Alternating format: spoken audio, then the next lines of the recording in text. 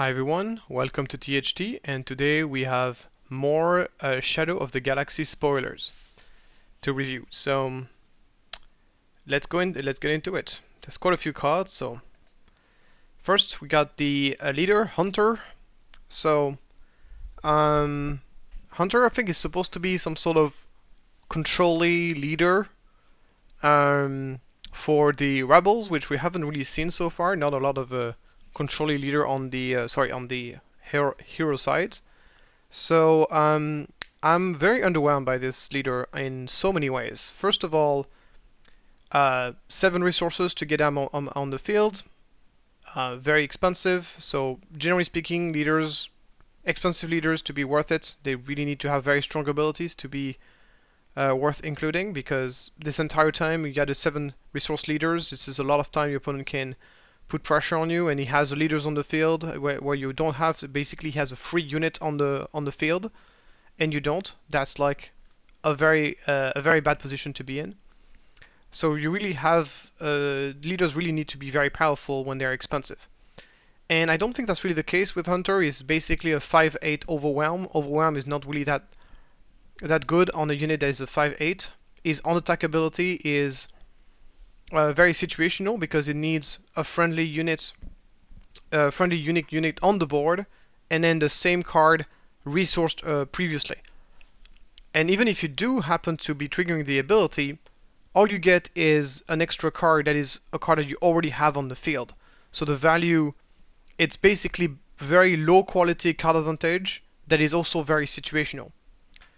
Unfortunately, Hunter does not make up for his weak leader ability, for his weak leader unit by a strong action ability, because his ability is once again very situational. You have to pay 1, you have to use an action, and then you need to have a unique unit on the field, and you need to have a unique unit with the same name resourced. So I believe this works even if you have like a different version of a unit. So for example, you got so further down the line where there's multiple versions of Luke units or multiple versions of Vader unit or whatever, this might work for those different versions. But so far we only have one version of each character as a unit at least. So it doesn't really work. So I'm sure there's going to be cards that are going to have some sort of synergy with this ability to make it a little bit better. But super conditional card advantage and low quality card advantage, because once again you're getting a card not from the top of your deck, but from you're basically getting the same card that you already have on the field. So for all those reasons, I think Hunter is pretty bad. I give it a 3 out of 10. I think it's a little bit generous, but I'm giving it the benefit of the doubt, since there's probably going to be cards that are going to make him a little bit better. I also believe that the 5/8 stat line is a very impressive stat line, so he has this at least going for him. But yeah, I'm very underwhelmed by this leader. I don't see it seeing any competitive play. But once again, I'm looking forward to be surprised and see what kind of synergy they can cook to make him worth including. Then we got one card at least that synergizes with Hunter. It is Echo.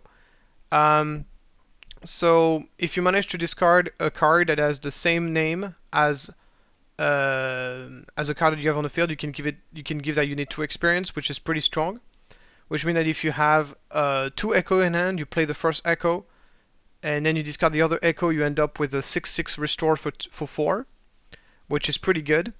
But it comes at the cost of discarding a card from your hand, and you also, of course, need to have 2 copies of the same card in your hand to be able to use that ability, which is going to be quite situational. Once again, I'm assuming there's going to be some sort of ability that will allow you to tutor some cards into your hand that has like for example, a card that says put a card, search for a card in your hand that is the same name as the card on the battlefield and put it in your hand, something along those lines, in order to make him a little bit better. But overall, I'm not super excited by the card. You really do need to use the ability for this card to be decent, because otherwise it's simply just a very underpowered version of Kanan. Kanan, 4/5 with his ability that is often restore 1.5 sort of, is in my opinion better than Echo, not only because of the +1 health, but also because of all this very useful trade being a rebel and a force unit. And already Kanan is not a unit that sees a tremendous amount of play, so I don't think Echo is particularly good. I think you really need to utilize the ability to make him good. So right now I'm giving it a 5 out of 10 once again, kind of giving it the benefit of the doubt to have some sort of card that will help him get stronger as we move forward. But for now, I'm not very excited about it. Then we got Deathwatch Loyalist, very low stats, but two traits. Unfortunately, those traits basically scale with the stats, so if you have low stats, having those traits are not very useful.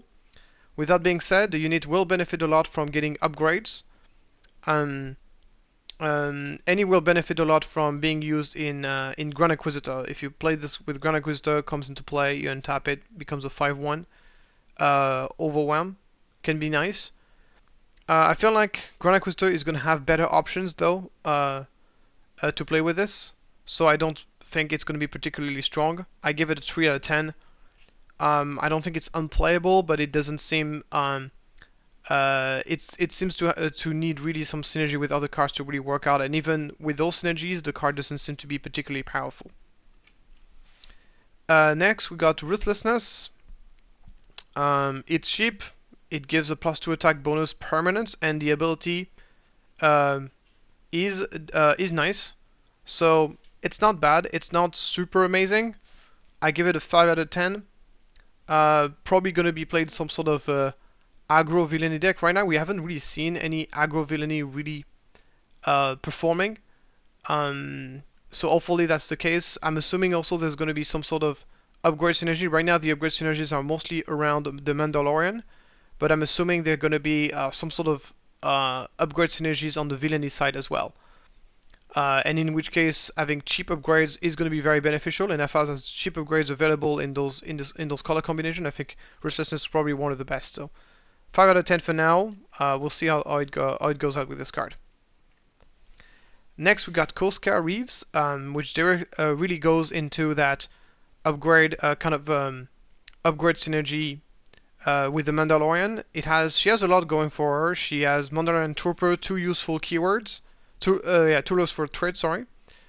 4/5 for 5, very decent stat line. And the ability to deal 2 damage to a ground unit every time she attacks once she's upgraded, I think is very beneficial ability in an upgrade deck. So I think like in an upgrade deck she's pretty good. Obviously I don't think she's good enough to see play anywhere else. So for me it's a 6 out of 10. Next we got Crepper Authority. First of all, probably one of the ugliest card I've ever seen in a card ever. I don't even know how this card went past quality control. But with that being said, the card is a little bit weird. It is definitely one of those cards that doesn't have any immediate impact on the board and just is about hand disruption. It's like a mini forced surrender. But the condition, so it's pretty cheap, which is nice. And you discard a card from your opponent's hand, but you don't get to choose which discard is discarded, unfortunately. And to trigger it, your opponent needs to control more resources, which not a super easy condition. That means you're gonna have to play this like pretty late in the game. I think in a vacuum, I think it's pretty bad, but if you are playing this in a deck that is very focused on hand disruption, I think it can find a spot. So for me, I rated it 3 out of 10. I think maybe there's some hand disruption deck. We've seen, for example, a hand red deck that has a lot of discard with K2SO, Full Surrender, Spark of Rebellion, and all that.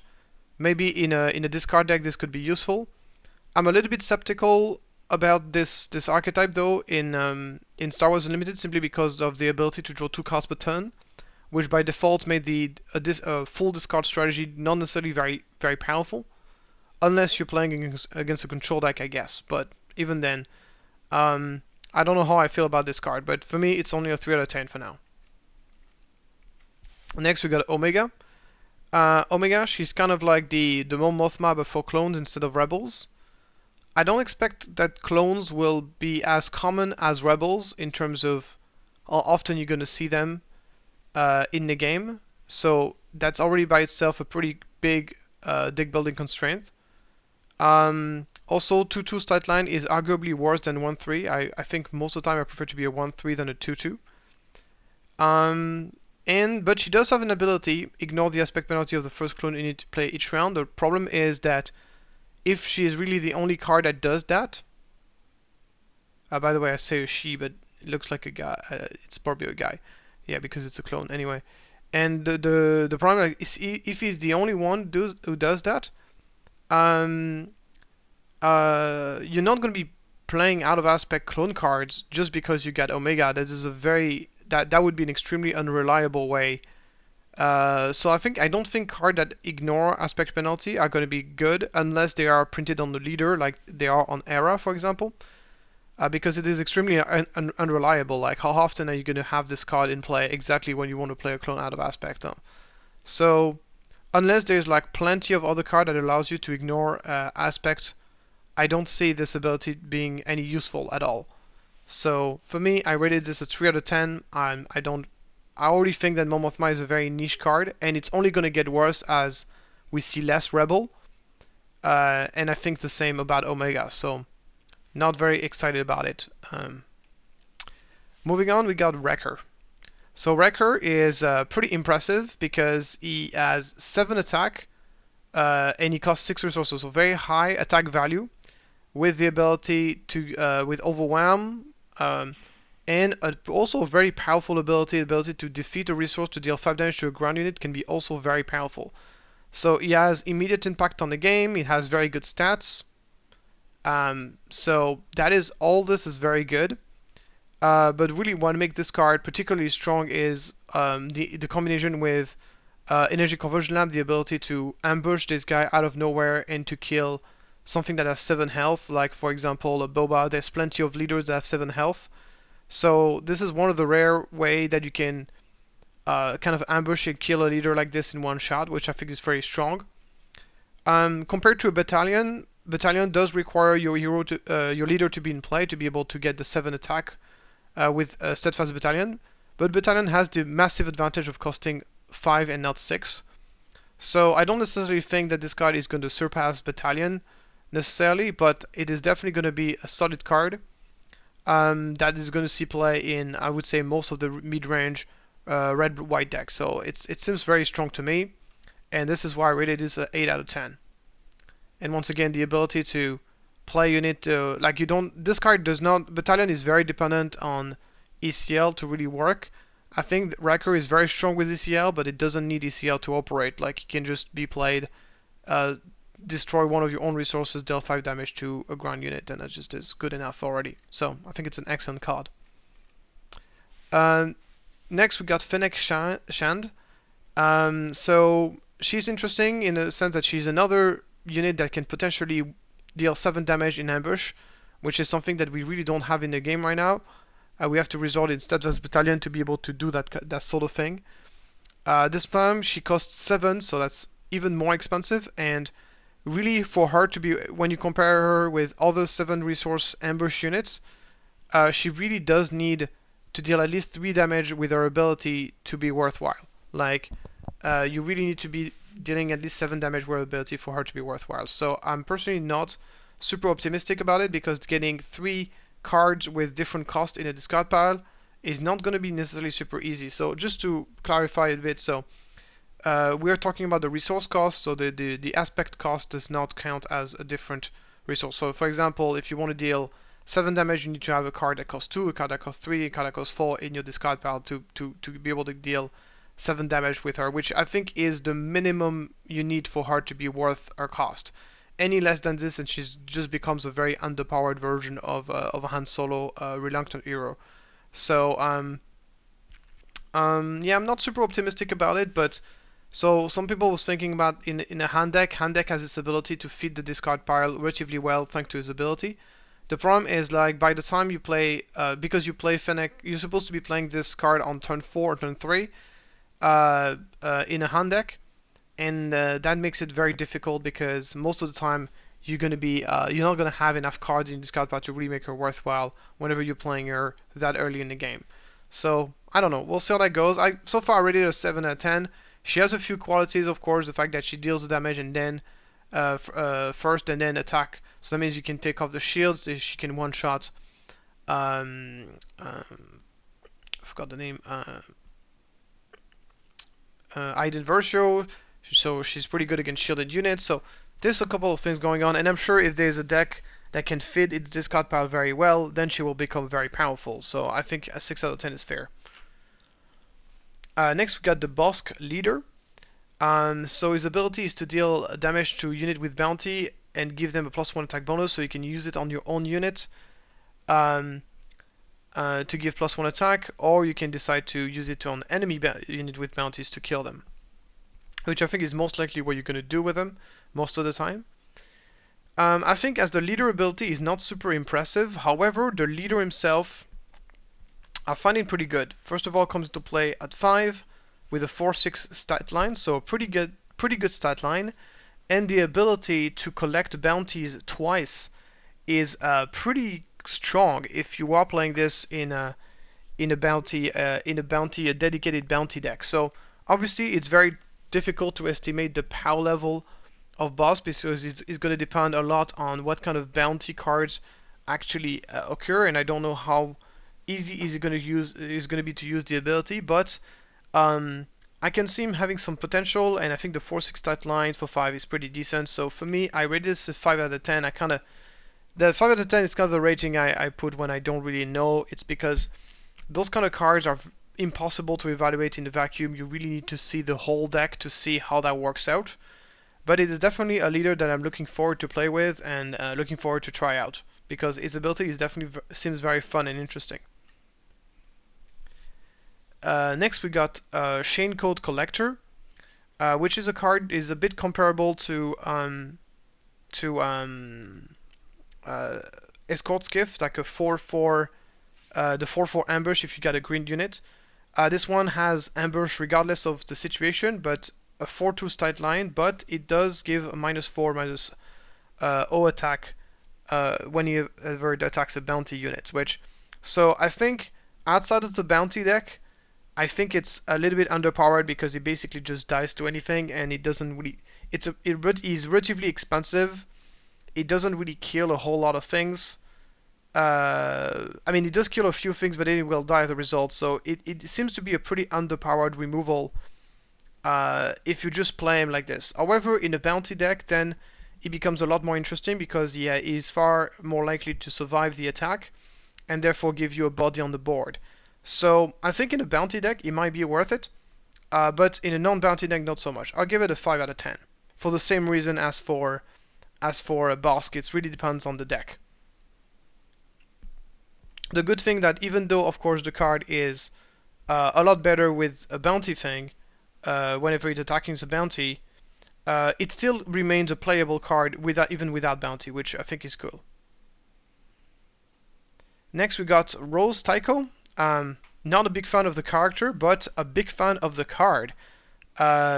Basically, she is a 2/6 shielded, and on attack, she basically becomes a 4/8, and a 4/8 stat line for 4 is pretty serious. Like, there's simply no other units at this cost that has such a high stat line. That's basically 12 worth of stats. She will lose the shield as a result, but the fact that she can use the ability on herself makes her pretty good even by herself, even without any proper synergies. Just a 4/8 for 4 is just very solid by itself, and very difficult to kill. The 6 health makes her incredibly difficult to kill even for blue decks, because she's out of range of takedown and stuff like that. So yeah, I like the card quite a bit. Obviously, the card becomes a lot more powerful in Luke deck, because if you play Luke Green, for example, you can play her right away from turn 2 using a Dispatcher. Then she can attack, becomes a 4/6, or she can even attack and turn your Dispatcher into a 3/4. So it's a good card on its own. It has powerful synergies with existing leader, and it integrates itself perfectly in a deck that already exists. So I think this card is pretty solid. I'll give it a 7 out of 10. Obviously, it doesn't have an immediate impact on the game. so it's a little bit slow, but I think it's a very strong in a dedicated in a Luke green. It seems very powerful. Maybe in other kind of Luke decks. On a side note, I was to say that I really enjoy seeing current leaders getting support. Especially leaders like Luke, which are kind of meta but not like super oppressive. So I think those kind of decks getting a little bit more help is nice. Next, we're gonna have the Armorer. So the Armorer is a little bit similar to Taggy in a sense that it can give Taggy gives experience to 3 different troopers. This one gives shield to 3 Mandalorians. The Armorer I think is better than Taggy because he can give a shield to himself. So at the very minimum you get a 3/5 for 5 shielded. I still don't think this card is but just like Taggy, it has once again very situational, the fact that you need to have at least 2 other Mandalorian on top of the Armorer to make it work for its full value. And giving a bunch of shield to a bunch of stuff can be very useful in some situation, but there's going to be some situation where that doesn't really do anything. Like for example, I think it's very good against black-green control decks because it makes your unit resilient to Overwhelming Barrage, but against blue-black control deck, then it's going to be pretty bad. Against aggro deck, it doesn't really do anything.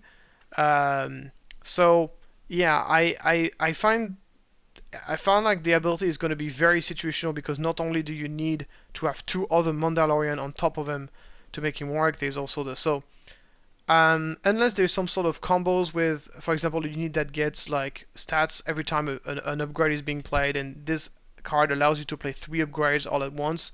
So unless there's some powerful synergies going on with this card, I don't think this card is particularly strong, and I give it a 4 out of 10. Next we got Moisture Farmer. I like this card. It's very cheap, and it's hard to kill with 4 health, and it has a significant impact on the game as the ability to heal 2 every time it attacks. I think it's very strong against aggro because it's a card that you can play alongside something else, and if the aggro player wants to kill it, it's 4 health, so he's going to have to dedicate a significant amount of resources to be able to get rid of it. And if he doesn't get rid of it, then this card heals 2 every turn, and it's very, very cheap as well. So I think this card is going to be a really strong anti-aggro card in the control decks. I think, for example, it is far better than a card like Devotion, because Devotion does cost 2 and not 1. It requires a unit on the board to work out, and the opponent can basically deal with it by dealing it. Where here, I feel like the commitment is a lot lower. So I like the Moisture Farmer quite a bit, and I give it a 7 out of 10. I think this card, not many people talks about it, but I think it's going to be a strong card that's going to see a lot of competitive play. Then we got a card called Top Targets, which is one of those bounty cards that you can play on the opponent unit, and you get something for killing them. Those cards are going to be incredibly important in the meta because there's so many cards that have synergies with bounty on enemies. With that being said, blue doesn't seem to be the color for the bounty deck, where we've seen bounty cards mostly in red and yellow, and so here it is a blue card, so it is a bit kind of out of the of what you would want in terms of color, but maybe I'm wrong. Maybe they're going to release a bunch of bounty synergies in those colors as well. But the effect is pretty strong. When the unit is going to be defeated or captured, you're going to be able to heal your base or your unit by 4, and if it's a unique unit, it's going to be 6.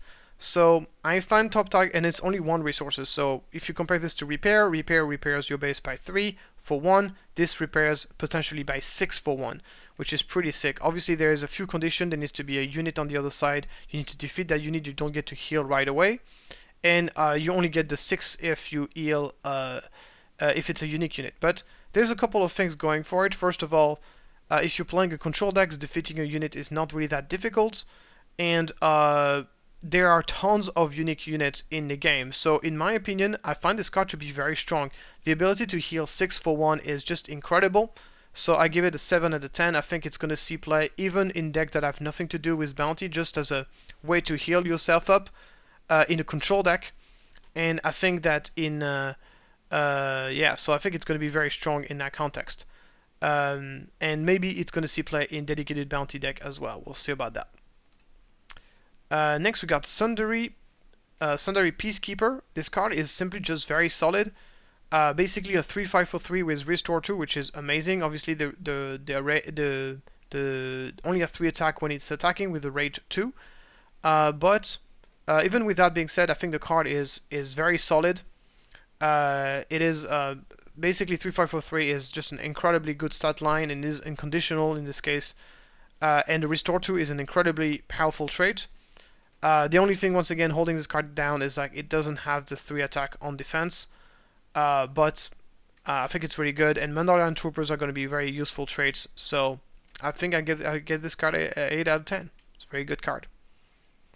I think this card could be a 9 out of 10. I might have undersold that card. It's really, really strong. Next we got Price on Your Head, which is one of those other bounty cards. This one allows you to ramp whenever the unit is defeated. So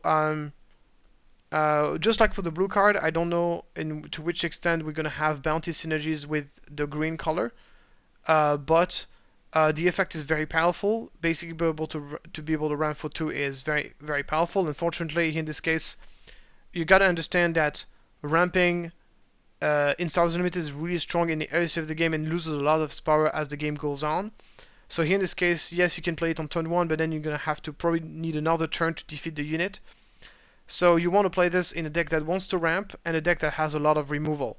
So it's going to be either in the sort of Vader decks, Vader, Palpatine, maybe the Crane Green sort of decks. I mean, once again, there might be a lot of other decks, but just another way to ramp is very powerful. I don't think it's nearly as good as Resupply. I think Resupply, the unconditional nature of Resupply, I think Resupply can work even if there's no unit on the board. No question asked, for only 1 extra resource is just a lot stronger. But I think Price on Your Head is I would definitely strongly consider this card in a Vader deck, like in decks or Palpatine decks that really want to have a lot of ramps. So far I give this card a 7 out of 10 because, you know, ramp. Ramp is one of the strongest mechanic in the game, and this is a ramp that is not so difficult to trigger. So I think it's going to be incredibly powerful. Next we got Dengar. So Dengar is kind of supposed to be kind of this early game unit that is paying you off for playing bounty on your opponent units, I guess. The only problem is that the ability is very weak. Only 1 damage is not really that great, and the stat line is absolutely abysmal. 2/2 for 1 is just a very bad stat line, and you really need to have a strong ability to make up for that. We've seen cards, for example, like Binting 2 Tubes, which I think is a very powerful card, but just the 2/2 stat line is very weak. And despite his strong ability, it doesn't really see any play. I don't think the problem with Dengar is like is one of those units that really needs to stay in play to really pay off.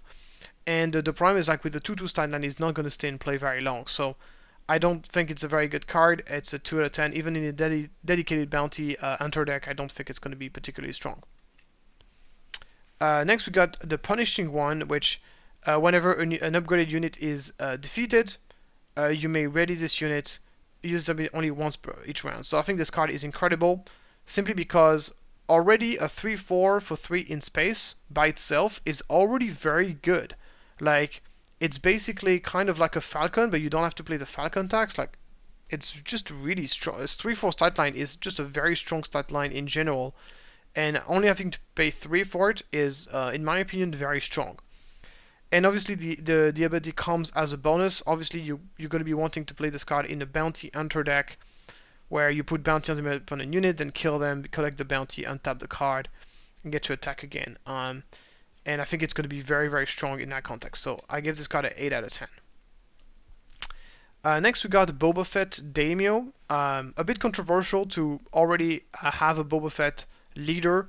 This is the first character in the game. It's the first character in Star Wars Unlimited who's going to have 2 leaders.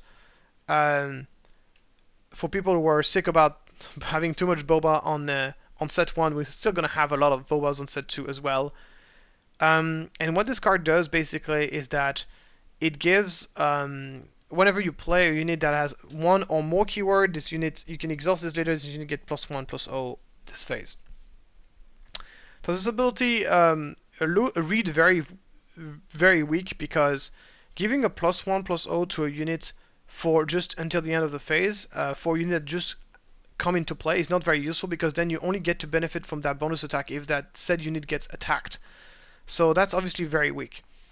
But basically this ability becomes a lot more attractive when you realize that it works with ambush. So you can play a card with ambush, and that unit will get +1 attack, and then be able to attack with it. So if this ability did not work with ambush, it would be absolutely terrible. It would be pretty bad. I guess it would be okay with Sentinel, I guess, but really it's on ambush. Like honestly, you could replace the word keyword by ambush. The card would be almost the same in terms of power level, at least from what we know.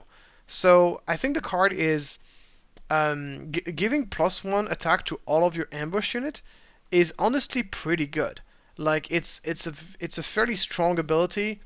Green is a color that has access to a lot of different ambush, and I'm only guessing that we're gonna get even more of them as time goes by. So it's a pretty powerful ability that doesn't require any effort on your side, no resources, no action has to be taken.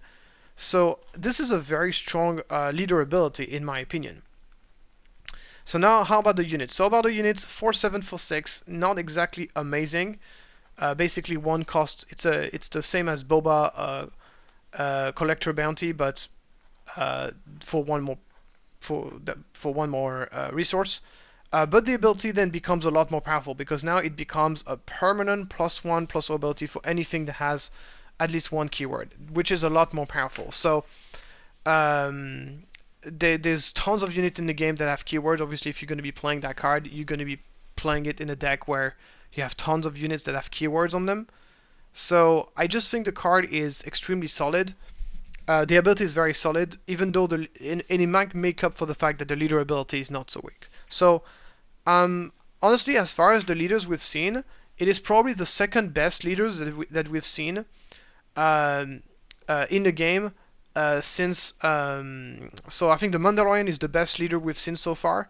And I think this guy is the second best leader we've seen so far. I give it a 6 out of 10. We'll see how that pans out, but to me, the leader seems legit, and a lot of people have been kind of underwhelmed because they are comparing it to the current Boba. But you always have to take into account that Boba collecting the bounty is the strongest leader in the game, so obviously the comparison is not very fair. So obviously not nearly as strong as the original Boba, but still a pretty good leader in my opinion that has potential. Next, so this is not part of, this card is one of the newest one that has been revealed. Normally I should not have showed it right now because there's still a few cards that have been revealed before that one, but I wanted to discuss this one because it's the one that has generated the most discussion among the community, and it is obviously the Boba Fett's armor. So this card basically makes your Boba nearly invincible, at least if you are playing against a deck that is trying to kill leaders by dealing damage to them.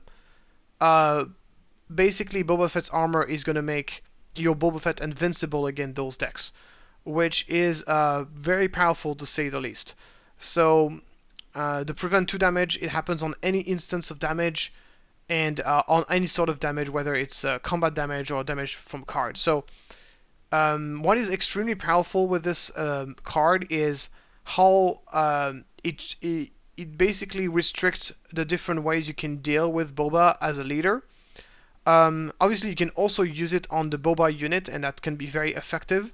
But against Boba unit, I guess there's a lot more answers you can have. Your opponent can waylay it, your opponent can traitorous it, your opponent can. So it's a lot more manageable. But on the leader, then suddenly you put this on the 7 health leader, it becomes 9 health, and in this case, even the Devastator cannot deal enough damage to kill that Boba Fett, which is pretty crazy to say the least. And obviously, if you try to kill it in multiple ways with multiple instances of damage, and the ability kicks in and becomes very, very, very powerful. So that sort of upgrades that are basically dedicated to a specific character, like for example the lightsabers, the Luke lightsabers, the Vader's lightsaber, that sort of cards, have historically been quite powerful, but quite situational as well. So you get, but this card I think is strong enough that it's going to see a significant amount of play.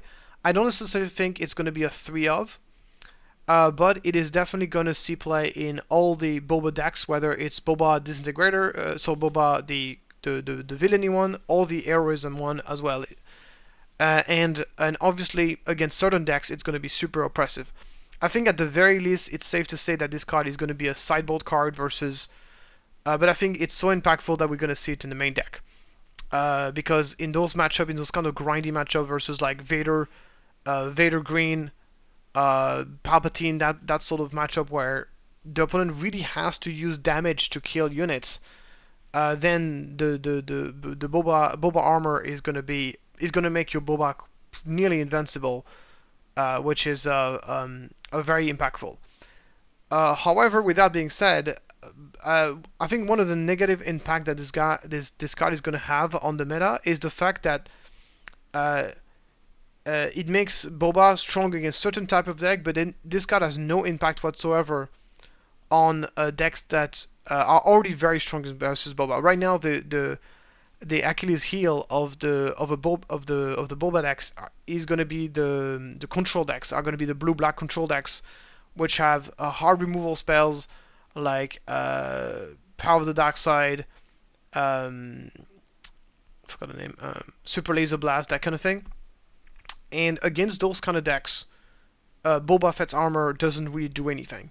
So it kind of, what I'm a bit afraid of is that it's going to provoke this kind of situation where right now there's a wide variety of decks that have a decent matchup versus Boba, and I feel like this card is going to restrict the amount of decks that can answer a Boba deck effectively, to just, okay, you have to play control now, and if you don't, you're just going to get beaten by Boba, and that's a bit of a, obviously, this is the impact that this card would have if it was just added to the current card pool without anything else.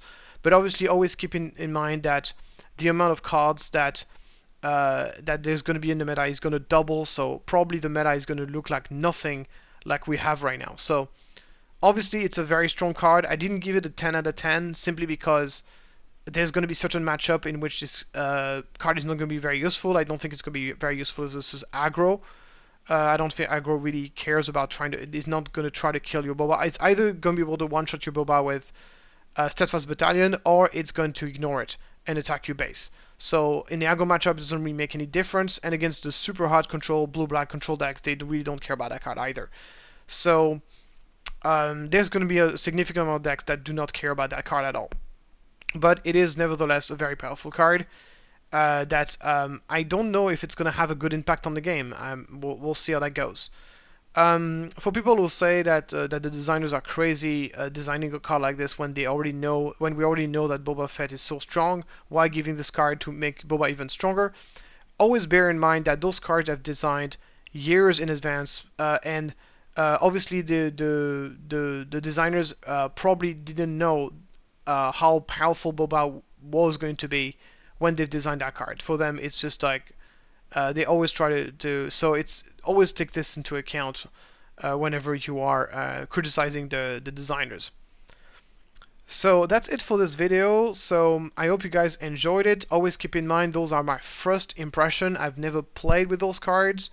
Obviously I try as much as possible to try to think in advance about what different combos can happen with those cards, but obviously we'll still have plenty of other cards to discover. And it's very difficult to think about those cards in a vacuum, especially since a lot of those cards are very based on synergies as well. Anyway, if you like this video, please like and subscribe, and I'll see you next time.